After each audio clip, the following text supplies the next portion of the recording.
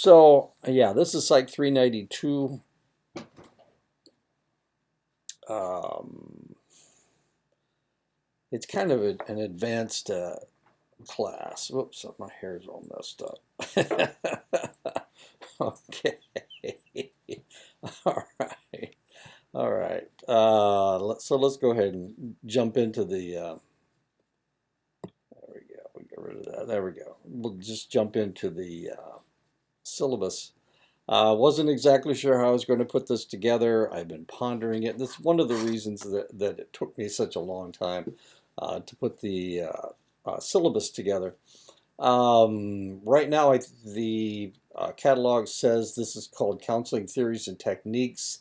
In the future, it will be called Models of Treatment and Relapse Prevention, and we'll be talking about relapse prevention throughout the semester. Um, this is the spring semester. This is me. I'm Bruce Bradway. I do live in Lost Nation, Iowa. There's my telephone number. You probably won't need it because if you need to communicate with me, you can either email me or you can come to my office hours. I do office hours by Zoom. Tuesday and Wednesday, my office hours are between 3 and 5. And Monday and Thursday, they're between 8 and 10 in the morning. The reason my Mondays and Thursdays are taken up with uh, are in the morning is because my grandson plays seventh grade basketball, and those are the days he plays basketball wherever he is. Here is the Zoom number. So if you want to contact me, you need to have a conversation about something.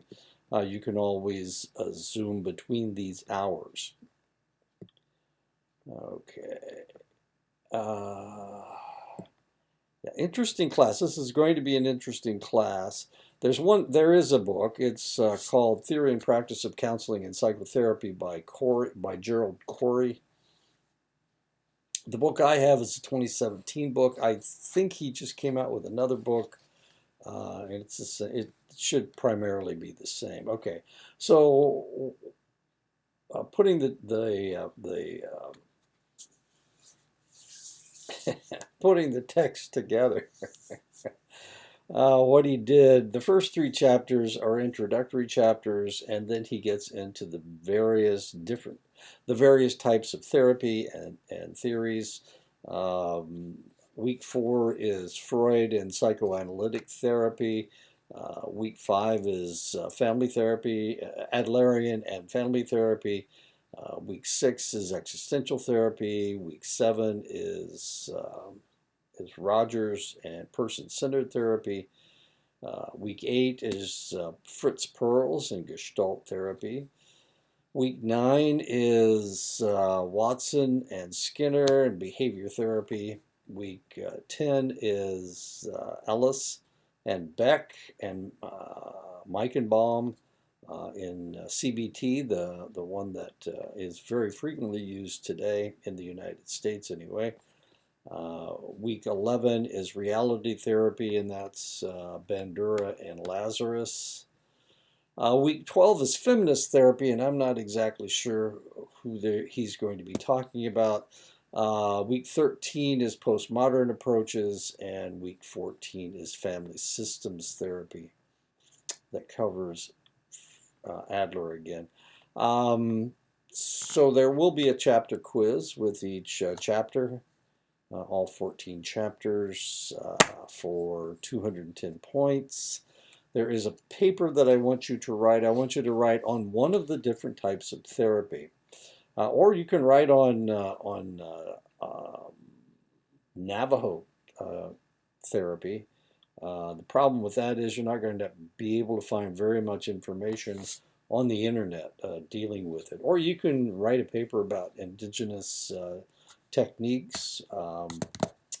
I taught at Fort Belknap up in Montana for 10 years, and we were partnered with the University of Montana and Salish Kootenai College. And Salish Kootenai had they had a BA program in psychology, but they also had one in social work. So they have talked about different indigenous therapies. So if you can find enough information about it, go ahead. Uh, Probably would be easier if you did psychoanalysis or Adlerian therapy or existential or Gestalt or something. Okay, so we need you need a paper, and then we have discussions, and the discussions are worth 20 points apiece. I will give you a scenario, and you will give me some information. I'll show you exactly what information I'm looking for in just a minute. That's going to start with week 4 with Freudian psychoanalysis. I will give you a scenario that fits into that type of counseling. So there you go. And then each week I will give you a new scenario that you will have to come up with a treatment plan, diagnosis, and prognosis and whatnot. So there you go. Okay. And that's what you need to do to pass. What I'm thinking that you need to do in order to prepare to be a counselor is to understand all these different types of therapies and theories. And we're going to talk about this in just a second, but most psychologists, most counselors are eclectic, which means, yeah, they maybe they know this type of therapy best, but if they confront somebody or if they have a client that has a specific type of problem that their therapy doesn't especially address, they will have to change to something else. They will have to use another type of therapy. One of the best counselors that I have come in contact with was a counselor that worked up in Blaine County, Montana, and she was a counseling social worker. She had a master of social work, very very good. She used whatever she needed to help her clients, and I always thought that was a real positive thing. Okay, there you go. Okay, therapy plan question, and there are 8 things that you need to come up with. One is a treatment plan. Then you need to talk about how whether these goals can be accomplished or not. You need to talk about the symptoms, the diagnosis, the stressors in the person's life, the strengths that they show. The prognosis means how will they fix, or how will they improve, or will they improve? Right, is this a terminal situation? And then I want you to write 3 sample questions for that client. And that's it. That's what we're going to do this semester. So, have we gotten this approved yet? My syllabus, I'm sure it will be. Just haven't received it yet. So let's go ahead and get started. Chapter 1, Therapeutic Techniques and Integrative Approach. We're going to talk about the textbook's kind of interesting because they will try different counseling techniques on one select individual. His name is Stan, and we will meet him at the end of the chapter. So let's go ahead and get started. Most clinicians learn one specific technique with counseling when they train, and we were talking about this earlier. In fact, different undergraduate and graduate schools specialize in different techniques of counseling. And I've had this conversation over and over and over again with different counselors. Some counselors will not use a different technique. They don't want to learn a new technique. This is their specialty. This is the only thing that they use. But in today's society, we need to be able to help as many people as we possibly can. When a clinician begins practice, they rarely allow themselves to be limited to just one way of looking at and treating a client.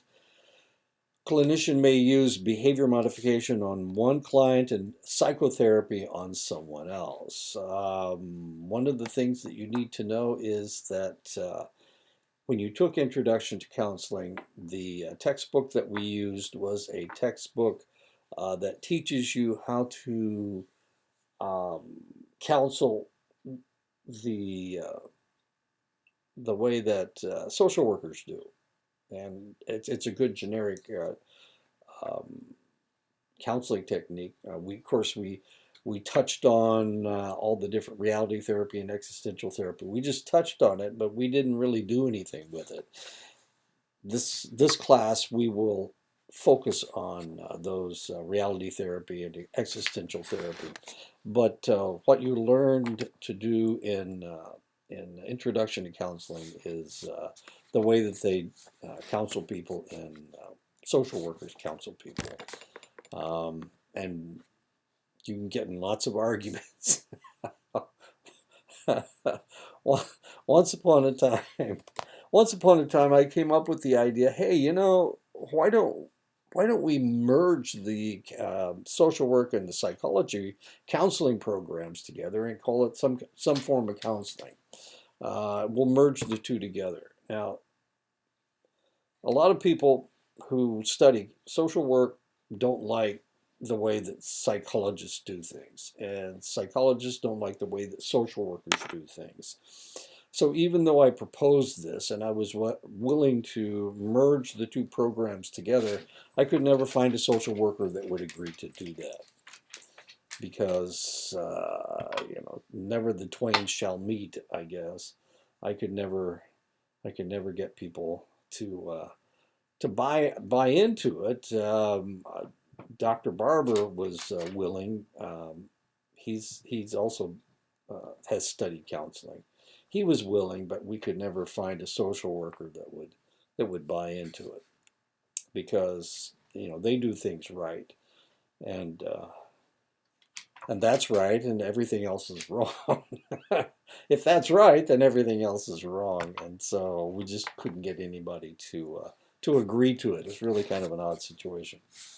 30 to 50% of clinical and counseling psychologists identify themselves as eclectic or not adhering to one method of therapy. That's between 30 and 50% of clinical and counseling psychologists. However, it is a rare psychologist who limits themselves to only one method of therapy. Most of these psychologists continue to adhere to one theoretical structure while supplementing that structure with alternate techniques when necessary. So almost everybody does. They've studied Gestalt. They're a CBT person, but they've studied Gestalt, they've studied existential, they've studied reality therapy, and every once in a while, they're trying to do CBT. It's not working, so they're going to shift their counseling methods so it fits more like in Gestalt or with behavior modification or psychotherapy. A large number of therapies, reasons for using multiple therapies, there are a large number of therapies out there. We're going to talk about 10. The inadequacy of a single theory that is relevant to all clients and all problems. One of the things that we're going to learn when we're studying our 10 different therapy techniques is that they're all historical. The first was psychotherapy. Freud came up with it back in the 19th century. Well, what was needed in the 19th century doesn't always fit with what's going on in the 20th century. Behavior modification came to the fore in the early part of the 20th century, and it became really important in the middle of the 20th century. Is it relevant today? Well, you can use it. So all of these things are historical. External socioeconomic realities, for example, restrictions for insurance reimbursement and the prospect of national health insurance. Health insurance is usually 10 or 15 years behind. So when they say, well, yeah, you can use this therapy technique, it's usually an older technique, and some of the newer techniques they're not going to reimburse. The growing popularity of short-term perspective and problem-focusing therapies. Um, as time goes by, the first therapies took years. Psychotherapy very often will take years. Behavior modification is very rapid. Um, Client-centered therapy can take months, and of course, because of reimbursement and whatnot, some of the short-term therapies are less acceptable. Opportunities to observe and experiment with various therapies, a paucity of differential effectiveness among therapies, recognition and therapeutic commonalities play a major role in determining outcome, development of professional societies aimed at the integration of psychotherapies, and of course, that is the way it has worked. Since modern society is so diverse, modern clinicians feel that no single theory is able to provide all the theoretical and practical answers to all clients. One of the things we're going to find out about psychotherapy was very specific to Central Europe. She's in here. If you open the door, she wants out. Sorry, I have to let my dog out. You poor thing. You're starving to death.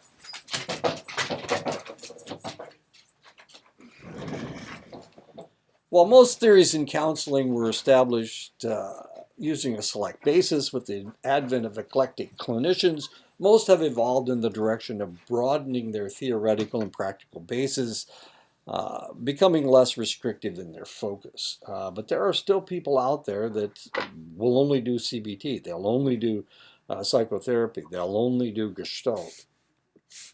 This text presents 10 different approaches and analytic styles grouped in 4 general categories. The reason for presenting them in this manner is to give the student a broad knowledge of counseling techniques. Whether the student advances to a 4-year degree or goes beyond the BA, knowledge in all 10 styles will give them a basis for understanding the styles and techniques of future colleagues. And of course, this can be very, very important. Whether you become a social worker or whether you become a psychologist really doesn't make any difference. You're going to need to understand that if someone's talking about CBT, this is how it works. Somebody's talking about behavior modification, this is how it works. You will have this knowledge base. The first approach to treatment was the psychoanalytic approach developed by Sigmund Freud in the 19th century. This approach is based largely on insight, unconscious motivation, and reconstruction of the personality. Most other approaches use psychoanalysis as a base and thus are extensions of analytic concepts and procedures. Other approaches are anti-psychoanalytic and were developed in a reaction against psychoanalysis. And that's one of the things that we're going to see. We're going to see that people wanted to argue with Freud. They said, you know, he had his points, and some of them were correct, but he missed on this point, and that's why I'm going to come up with my own type of my own theory and techniques. And we're going to see that a lot of people started out as psychotherapists. Rogers, for example, Gestalt, or Fritz Perls with Gestalt. Adler was a contemporary of Freud's, and a lot of what they do. Erickson studied with Freud's daughter, child psychology, and a lot of what Erickson does, the technique that he used, the theories that he developed were counter to Freud, and that's what he was trying to do, is arguing with Freud. A psychoanalytic approach is Adlerian therapy. Adler was a contemporary of Freud and, in fact, was Freud's main detractor in their Wednesday night circle of like minded physicians who literally got together on Wednesday nights at a bar or Freud's house to discuss theories of therapy. Adlerians focus on meaning, goals, purposeful behavior, conscious action, belonging, and social interest. Its main difference to psychoanalysis is that while Adlerians study childhood experiences, it does not focus on unconscious dynamics. And we will, of course, we're going to go through Adlerian therapy in chapter 5. The second category are the experiential and relationship-oriented therapies.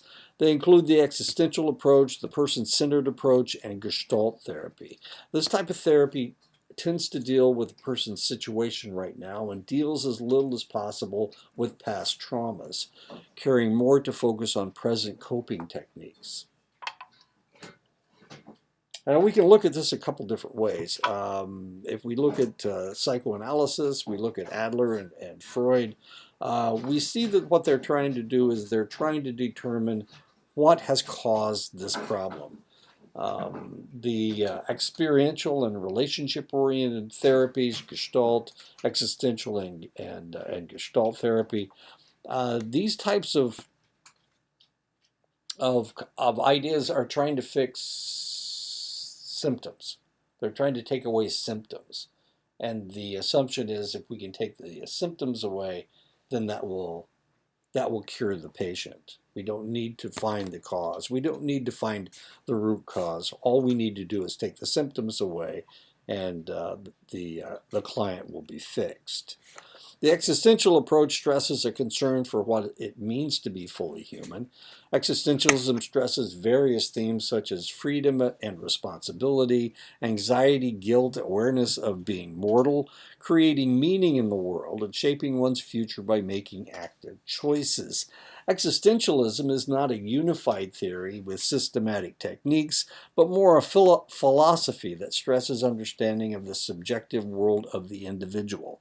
Key figures in the approach are Viktor Frankl, Rollo May, and Irvin Yalom. Interesting group. Viktor Frankl was in a German death camp during World War II. He's Jewish, and he was a worker in the death camp. Kind of a fascinating situation. But existentialism came out of the trenches of World War I and out of the death camps of World War II. So existentialism has to do with recognizing your existence. A person-centered approach was developed by Carl Rogers in the 1940s as a reaction to the sterile psychoanalytic approach and is rooted in the humanistic philosophy. This approach focuses on the attitude of the therapist, stressing unconditional positive regard and genuineness. The basic structure in therapy is the quality of the client-therapist relationship. The approach assumes that clients have the capacity for self-direction without active intervention and direction on the therapist's part. So in essence, person-centered therapy is therapy where the therapist allows the client to come up with a solution for their problem.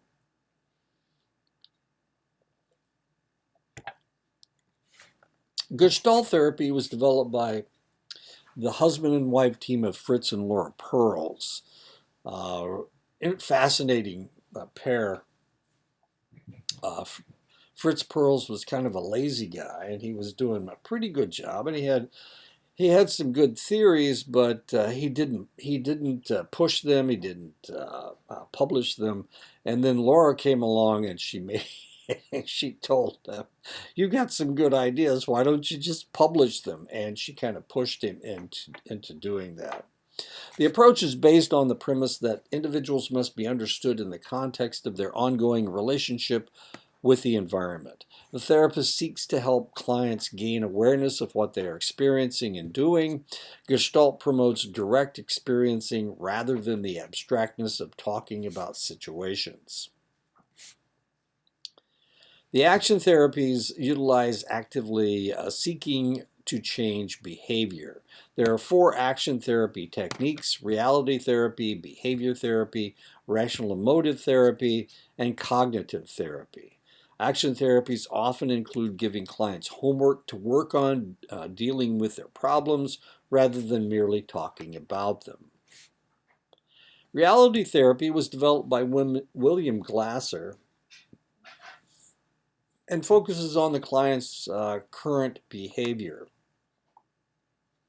The therapy stresses the client's personal responsibility for changing themselves by developing clear plans for new behavior. It tends to be used as a short-term approach that utilizes a client's strengths and teaching more realistic behavior. This is not behavior modification, but a compendium of techniques developed by Arnold Lazarus and Albert Bandura, behavior therapy. This approach uses teaching techniques to promote the resolution of specific disorders. The process includes frequent experimenting with the client to ensure that the methods being used work and are being integrated into the client's behavior pattern. The key figures in the development of this style of therapy are Albert Ellis and Aaron Beck. This is rational emotive behavior and cognitive therapy. Really fascinating to watch the interplay between these two different therapy techniques. They have been combined today to make cognitive behavioral therapy. Albert Ellis developed his rational emotive behavior therapy first, and then Aaron Beck came later and did exactly the same thing that Ellis did. But Ellis got in trouble, and Beck was able to utilize his technique and keep it in people's minds. And so eventually, of course, Ellis got older, and people started forgiving him for some of the things that he had done earlier. And by that time, they just kind of put the two together because they were very, very similar anyway. This type of approach challenges dysfunctional beliefs and automatic thoughts that lead to personal problems. The approaches are used to help people undermine their faulty and self-defeating assumptions and to form a rational philosophy of life. And, well, anyway. The system's perspective orientation stresses the importance of understanding individuals in the context of the surroundings that influence their development. The two approaches that are included in the system's perspective are feminist therapy and family systems therapy. These approaches focus on the client's socialization process.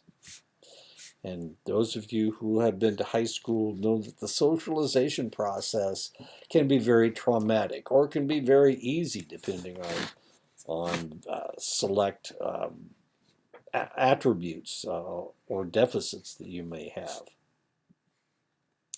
With 75% of clinicians in the United States women, this type of therapy is one that continues to evolve. We're talking about feminist therapy. It has many founders that include most of the female clinicians of the 20th century.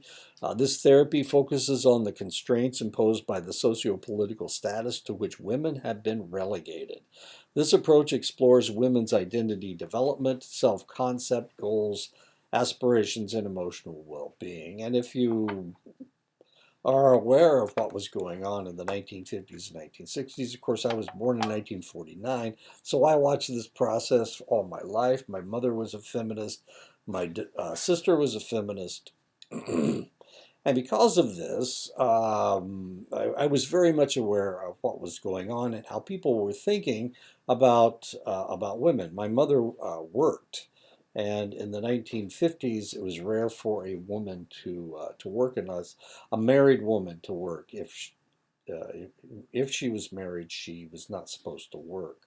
But my mother did, and she caught a lot of flack for it. She caught a lot of flack for it from men because that just didn't fit with their idea of what women were supposed to do and what they were supposed to be like. And we'll talk more about this when we talk about feminist therapy. Family systems therapy, the first clinician to use this technique was, of course, Alfred Adler. He was a family therapist, but his efforts were merely a seed that has inspired a host of others to treat families using this approach. This approach is based on the assumption that the key to changing the individual is understanding the dynamics of the family. And if you come from a family with more than one child, then you understand that the dynamics of the firstborn, the dynamics of the middle child, and the dynamics of the baby of the family, um, completely different. People's concepts of who you are and how you're supposed to react, completely different. During the dysfunction of the family structure can lead to reducing the pathology in the family members. And we see this from time to time, an unfeeling father, an absent mother, a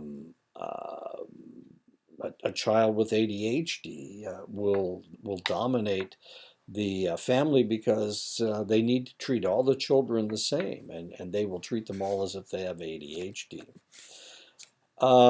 This text presents the various techniques by treating the same individual with the same problems by using each of the approaches in turn. The setting is a community mental health agency where individual and group counseling is available. Stan is coming to counseling because of a court order as a stipulation of his probation. And there's Stan right there. Stan has been convicted of driving under the influence of alcohol. He does not think that he has a serious drinking problem. The judge thought that professional help was warranted, so he ordered him to go into therapy. Stan is 25 years old. He works construction. He doesn't want to work construction the rest of his life. He has a rough time getting along with people. He considers himself a loner. He likes having people in his life, but he doesn't seem to know how to go about making friends or getting close to people. Sometimes he drinks too much because he is scared when it comes to mixing with people. When he drinks, things don't seem so overwhelming. Excuse me. Other people seem to know the right thing to say. Next to them, he feels dumb. He fears that people will be bored with him, and if they really got to know him, they wouldn't want anything to do with him. Stan would like to turn his life around. He's trying, but he just doesn't know where to begin. One attempt in this direction is going back to school. Besides working full-time doing construction, he is also a part-time student majoring in psychology. Stan feels that he has wasted most of his life. He feels that by age 25 he should be through school and into a good job, but instead he is a junior in college. He can't go to school full time because he has to work to support himself. He enjoys construction despite it being hard work because he likes the satisfaction of seeing what he has helped construct. He wants to get into a profession where he can help people. His only problem is that he is afraid of what people think of him. He wants to get a master's degree in counseling and social work and eventually work as a counselor with kids who were in trouble. He was helped by someone who cared when he was young, and he wants to do the same thing for someone else.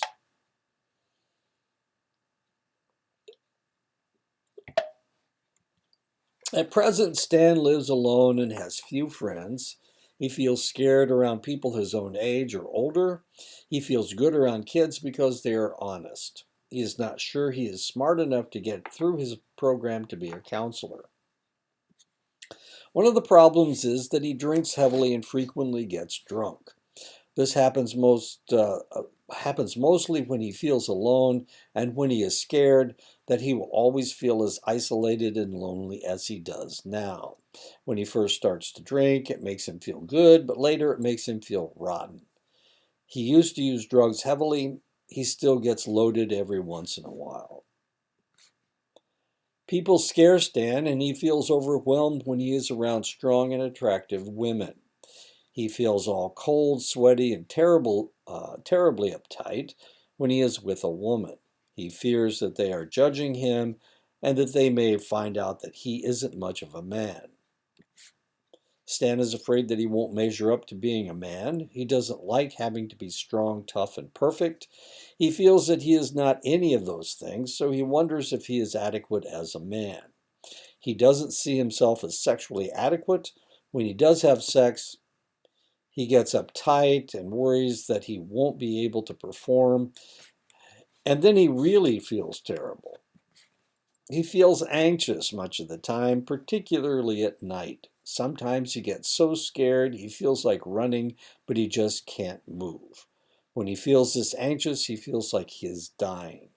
At times like these, he fantasizes about committing suicide, and he wonders who would care. He fantasizes about watching his family attending his funeral, feeling sorry that they didn't treat him better. He made a weak attempt at suicide a couple of years ago. Much of the time, Stan feels guilty of not working up to his potential. He feels like a failure. He feels like he has wasted much of his time. He feels like he has let people down a lot. He can really get down on himself and wallow in his own guilt. It makes him feel very depressed. When he gets depressed, he thinks about how rotten he is and how he will never be able to change. He thinks that maybe he would be better off dead. Stan feels that if he were dead, he wouldn't have to hurt anyone anymore. He wants so much now, and if he were gone, he wouldn't want anything anymore. It is very difficult to get close to anyone. He can't think of any person that he has ever loved. He has never felt fully loved or wanted by anyone. But everything is not bleak. He did have enough guts to leave his shady past. He did get into college. He likes being determined. He wants to change. He doesn't like feeling like a loser. He is aware that no one can change his life but him. He likes feeling his feelings and still being able to take risks. He hates being a quitter. The turning point in Stan's life seems to be a supervisor he worked for at a youth camp over the past few summers. The supervisor encouraged him to go to college. The supervisor helped him get his construction job. The supervisor convinced him that he has a lot of potential and worked well with children.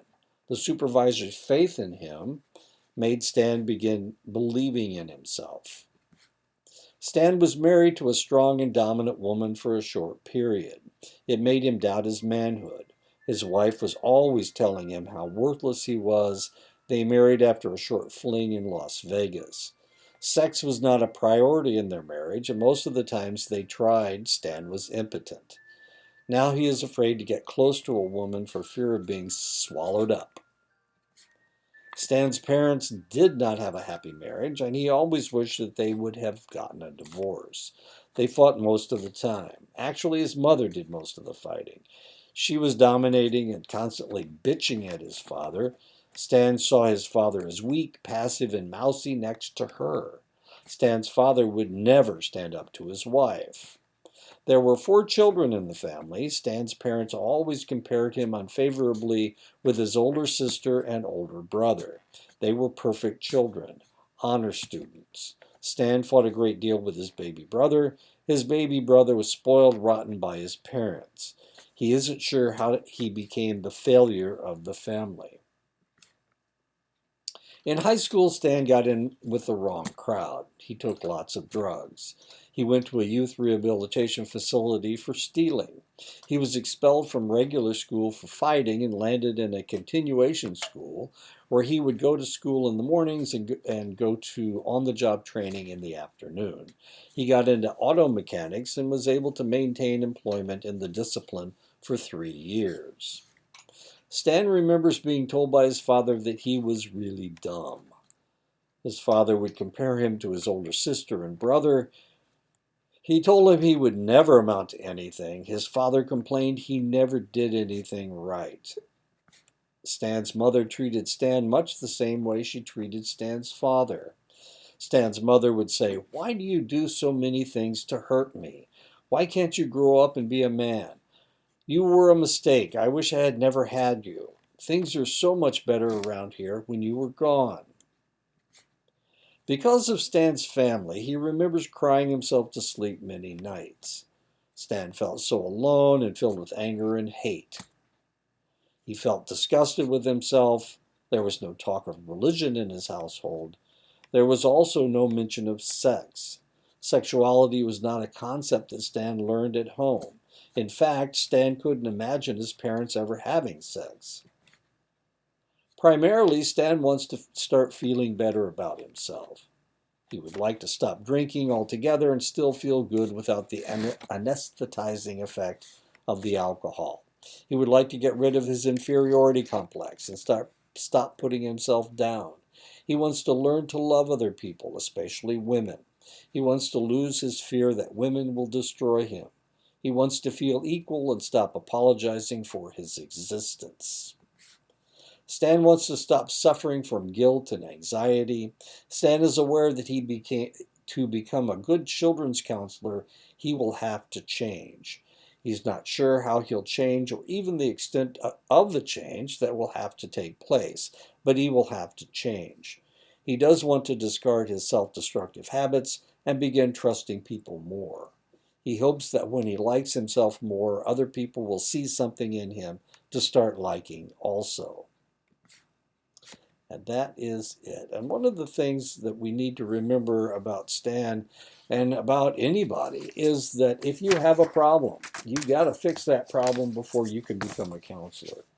If you have a problem with anything, depression, anxiety, whatever it is, if you've had something in the past that you haven't dealt with, you need to deal with it before you can start working with other people and helping them. And the reason is because if somebody comes along who has the same problem that you have, you're not going to be treating them, you're going to be treating yourself. And probably they need something that you do not need. And you need something that they don't need.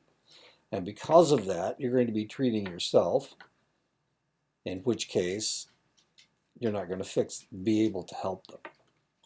Okay, so we will be talking a lot more about Stan. He's got lots of problems, low self-esteem.